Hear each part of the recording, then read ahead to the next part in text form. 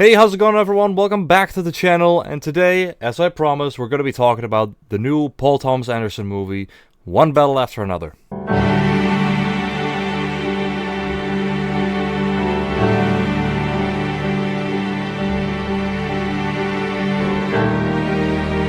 So before we kind of start, I do have to admit something, and I don't know how many movie nerds might be pissed off that I'm saying this, but this is the first Paul Thomas Anderson movie I've ever seen. I've never seen There Will Be Blood or anything else from him. Not that I didn't want to, but I guess it just never got to it. So this was the first time for me, and it was quite a ride. So after I came back from the movie last Monday, which is when I went to go see it, I felt a little mixed about it. I had some serious thoughts about it, and that's exactly why I was even contemplating doing a discussion video, because there is a lot of political stuff to cover in this movie, and I feel like I can't really talk about the movie without letting some of my own political preference and opinions shine through. So that's why I thought, I don't know if I want to do that, because I don't really want to talk politics on the channel, but I'm gonna keep it as spoiler-free as possible and political free as possible, but we'll see how that goes. So the opening of the movie, I kind of gotta say that it rubbed me the wrong way a little, because I really felt like it tried to glorify extremism, and it took me a little while before the movie kind of got started for me to realize that that wasn't really true at all. I guess making you mad in that sense might be what the movie's exactly trying to do. There is a lot of things that cover both the dark sides of both political sides, both the left and the right, and I think the movie does a good job of that, though it took me a little while to kind of realize that. The opening of the movie, like I said, it kind of rubbed me the wrong way a little bit, but then when the movie finally really got started, I think it took a little while before it did, but that's kind of when it kind of holds on to you and it doesn't really let go until the end. It is somewhat of a comedy, because I was laughing out loud multiple times throughout the movie, especially because of Sean Penn, who played a great character in this movie. I thought he was hilarious. The great thing about Sean Penn's performance, though, I think it's worth going to see the movie just for his performance alone. But he was so extremely great in this. He was intimidating when he needed to be, and then in some other scenes he was an absolute clown. And somehow the movie balances that out so well. So none of how intimidating he is ever really goes to waste because of how much of a clown he is. Those two are, while they're true for the same character, they are very much separated. And I think that's absolutely great.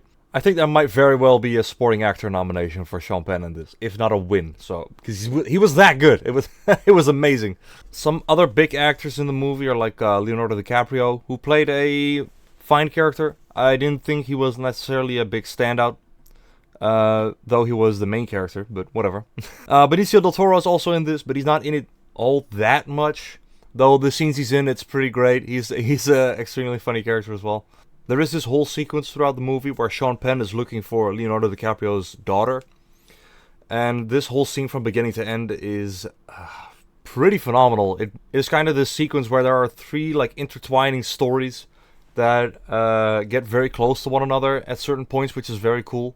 It's also the scene that you might see in the trailer where Leonardo DiCaprio is on the phone and he's completely getting mad because he doesn't remember this code that he was supposed to remember from his rebellion days when he was younger, which is also very funny.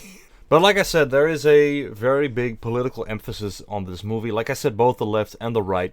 I guess I also kind of went into this movie with some false expectations, because I was thinking that this world was going to be completely like fictional, like a rebellion movie, but it's actually kind of based in reality. Like there's a lot of stuff going on with deportation and these deportation camps that people are being put into, which is actually kind of shocking to see. While there's also a lot of political violence from the left, which considering the current climate, I thought was very bold to release the movie now.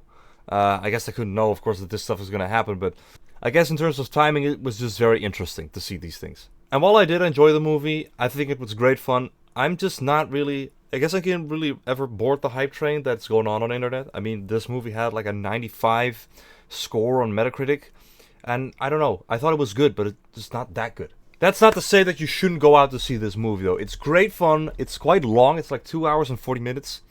There are some fantastic performances in there. Like I said, Sean Penn is actually very funny for how dark the movie can be at certain times. So yeah, I definitely think this is the kind of movie that we should be supporting a little more nowadays, because this movie had a big budget. I don't know if you know this, but this movie had a very big budget and it's probably not going to make it back. Looking back at it now, there's just a lot of scenes in this movie that were actually very great and very memorable.